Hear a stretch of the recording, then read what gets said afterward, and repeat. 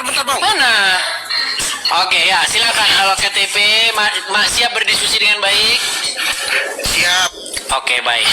Jadi begini Bang Al-KTP, lanjut dari tema sebelumnya ya.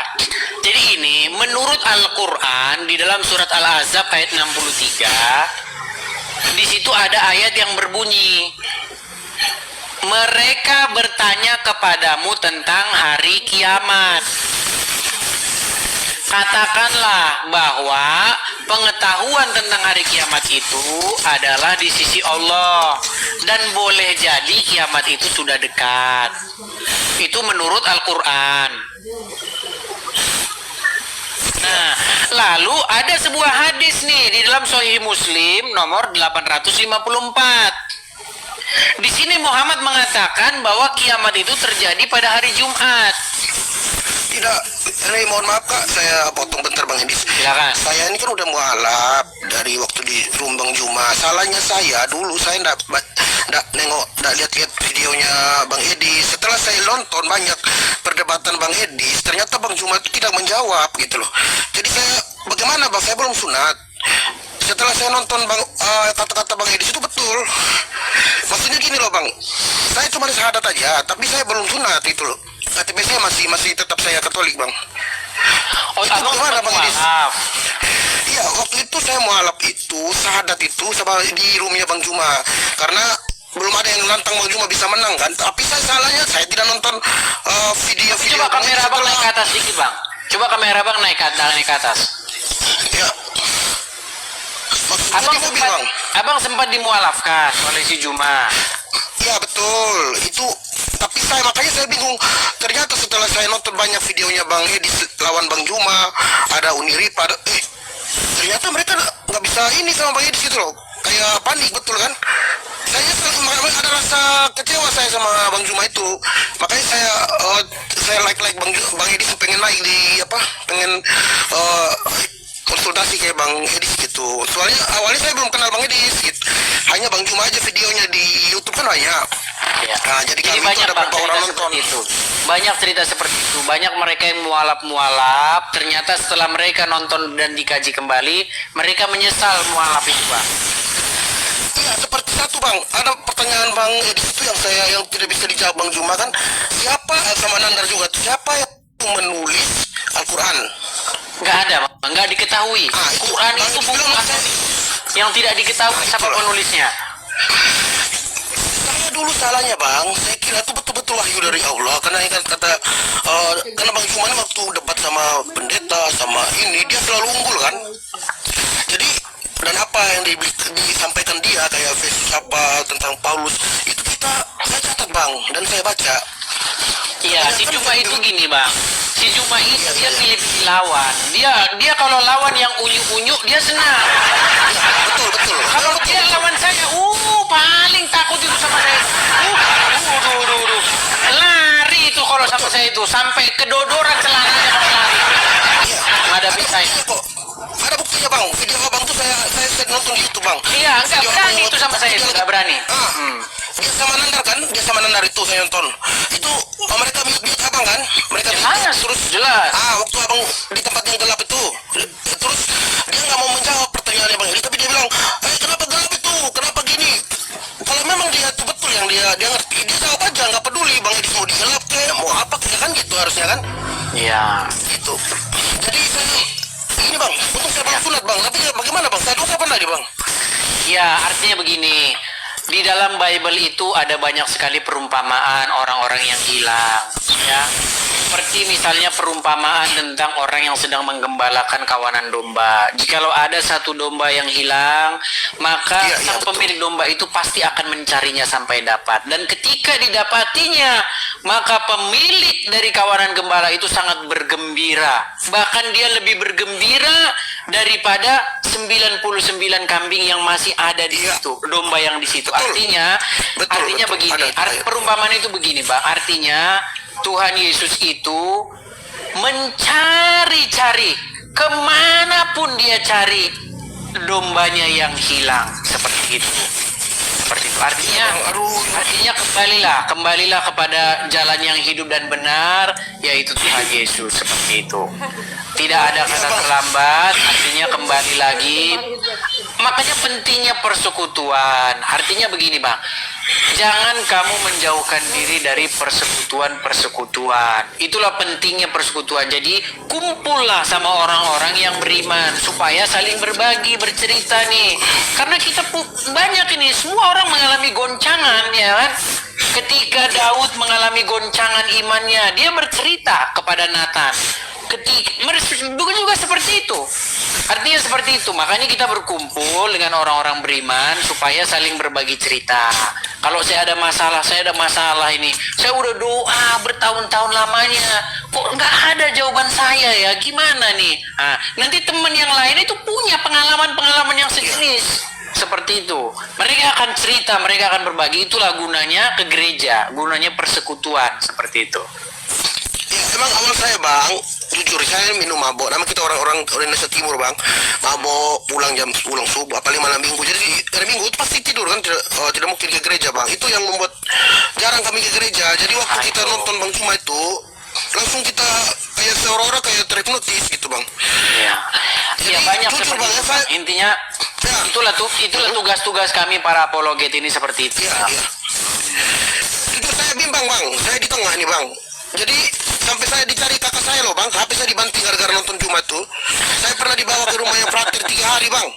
3 hari saya dibawa di rumahnya Prater, dan saya Katolik kan, supaya saya disadarkan, dikasih tahu gini-gini, karena saya sudah sama teman saya itu udah sembunyi-sembunyi nonton itu di live-nya Bang Juma itu di warung Surabaya, warung Islam itu. Kami dikasih kue sama orang Islam itu, dikasih kopi karena kita nonton, kita dilarang nonton kan, itu yang video itu bang. HP saya dibanting bang, satu ini baru jadi yang ini HP yang akun ini bang. Saya pakai akun-akun lain bang. Yang salahnya saya, dosa saya masuk ke room Kristen, saya hujat-hujat.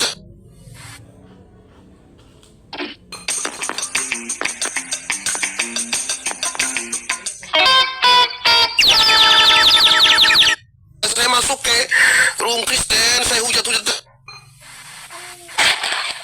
Macet. Teman-teman, apakah mendengar suara dia, teman-teman? Iya ada bang. Agak sedikit macet tadi, bang. Agak sedikit macet tadi. Iya. Ada telepon masuk tadi bang ya. Mereka Ya, minta intinya- nomor saya bang. Dari Bang Cuma itu ada yang telepon saya, ada beberapa orang minta nomor saya, dikasih buku, dikirimin buku apalah. Saya bilang kok Ya, buku dikirim. kita Terus juga saya buka punya, di Bang. Al-Quran bang. Saya buka di Al-Quran, ada surat Maryam itu yang nomor 1 tuh ayat pertama tuh kok nggak ada artinya bang. Itu saya bingung. Nah, ya. itu kalau muslim apa ditanya, kalau muslim ditanya itu udah pasti mereka sakit kepala itu. Nggak bakal ada. Itu emang nggak ada artinya bang ya. Nggak ada artinya itu. Kalau muslim ditanya tentang itu mereka pasti sakit kepala. Iya bang, intinya gini lah bang ya, intinya karena abang kan sudah sempat mualaf ya, kembalilah. Artinya begini bang, ketika kita menerima Yesus sebagai Tuhan dan Juru Selamat, intinya apa? Yesus harus menguasai hidup kita. Kita harus hidup sesuai dengan kemauan Tuhan Yesus. Seperti itu. Kalau kita orang Kristen, kita harus mencerminkan karakter Kristus dalam hidup kita. Seperti itu. Ya, abang, satu lagi pertanyaan saya, mohon maaf ya bang. Saya pernah ikut sholat bang. Apakah saya dosa apa nggak bang? Ya tentunya dosa bang, karena menurut sudut pandang kita, segala Allah bangsa-bangsa lain itu adalah berhala. Jadi menurut iman kita, para Allah bangsa-bangsa lain, para Allah agama-agama lain itu berhala. Jadi itu namanya sudah mensujudkan diri kepada berhala dalam sudut pandang agama kita. Jadi makanya kembali kepada Tuhan Yesus seperti itu. Ya, satu lagi bang, mohon maaf bang. Ya. Kan dulu saya mau mualaf, kata Bang Juma, berarti kamu kembali lagi ke fitrah. Maksudnya setelah kamu mualaf ini yang KTP, kamu dosa-dosa yang dulu, maka saya tanya, memang betul Bang Juma? Iya, dia bilang, dosa-dosa kamu mau apapun itu langsung bersih. Itu Karena ngarang di Al-Quran, bebas Bang. itu, nggak ada. Aduh, ya Tuhan Yesus, ampun. Nggak ada itu Tuhan ngarang Yesus. bebas.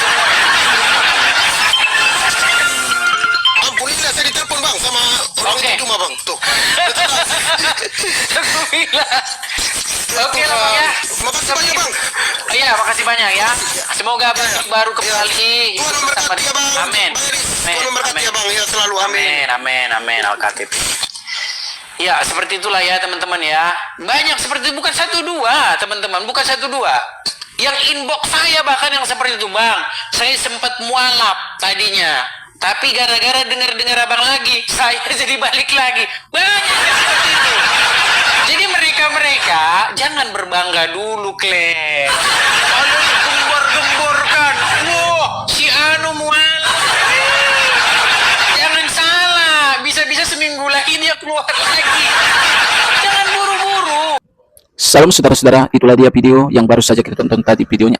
Kita sudah mendengarkan dan menyaksikan video tadi.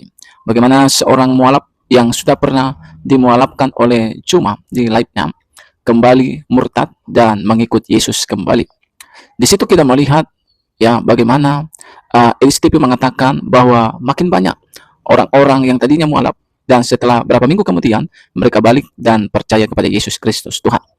Dan kita sudah menonton di media sosial bagaimana viral berita yang digembor-gemborkan ketika artis-artis terkenal menjadi seorang mualaf seperti Ruben Onsu, seperti Bobon Santoso, Richard Lee, dan lain-lain sebagainya. Hal itu diperbincangkan dan banyak dari saudara-saudara kita seberang seolah-olah mereka begitu bangga dan menggembor-gemborkan berita tentang mualafnya mereka. Sementara Edis TV mengatakan bahwa banyak juga mereka yang mualaf kembali mengikut Yesus. Dan kenapa bisa hal itu terjadi? Ya, Edis TV mengatakan engkau harus menunjukkan bahwa engkau adalah pengikut Kristus. Artinya engkau harus memiliki karakter Kristus dan engkau harus berbeda dengan orang-orang dunia. Banyak di hari-hari ini orang bangga kalau dari agama yang satu pindah ke agama yang lain. Memang itu ya kita tahulah di negeri Konoha itu ya hal itu sangat digembor-gemborkan. Tetapi perlu kita ketahui dan perlu kita pahami. Kalau kita pindah agama tetapi ternyata kehidupan kita tidak ada perubahan, maka saya rasa itu adalah penilaian yang sering dilupakan oleh banyak orang. Sementara Tuhan bukan melihat agama kita, tapi Tuhan melihat buah kita. Bagaimana hidup kita tadi yang jahat menjadi lebih baik. Hidup kita tadi yang tidak jadi berkat bisa menjadi berkat. Hidup kita tadinya yang broken home bisa menjadi orang yang lebih baik dari sebelumnya. Dan itulah saudara seharusnya yang perlu kita fokuskan dan kita lakukan. Karena itulah yang dilihat oleh Tuhan. Nah teman-teman, dan ketika dari saudara kita seberang mengatakan dan bangga tentang mualafnya para artis-artis ini, maka saya juga mau katakan bahwa banyak juga dari seberang itu yang masuk kepada kekristenan, mereka ikut Yesus. Mereka ikut Yesus karena pikiran mereka sudah mulai terbuka, karena mereka melihat bahwa Yesuslah Tuhan yang benar-benar mampu menolong, Tuhan yang benar-benar penuh kasih, Tuhan yang benar-benar akan memberikan kepada mereka kebahagiaan, sukacita, kepastian kehidupan yang kekal. Itu yang mereka lihat. Jadi mari kita sebagai orang-orang Kristen, biarlah lewat perbuatan kita, lewat perkataan kita, lewat kehidupan kita sehari-hari, ya, adalah sesuatu yang baik, yang bisa dilihat oleh manusia lainnya. Karena itulah surat terbuka Kristus dalam diri kita. Karakter kita yang baik, hidup kita yang jadi berkat, hidup kita yang baik, yang berbeda dengan orang dunia ini. Itulah surat Kristus terbuka dalam kita. Sehingga ketika mereka melihat, mereka percaya kepada Yesus. Itu sebabnya mari memiliki pemikiran agar apa yang kita lakukan itu dikagumi oleh Allah. Kiranya video yang saya bagikan ini boleh memberkati dan mengedukasi. Tuhan Yesus memberkati. Salam, sampai jumpa di video selanjutnya.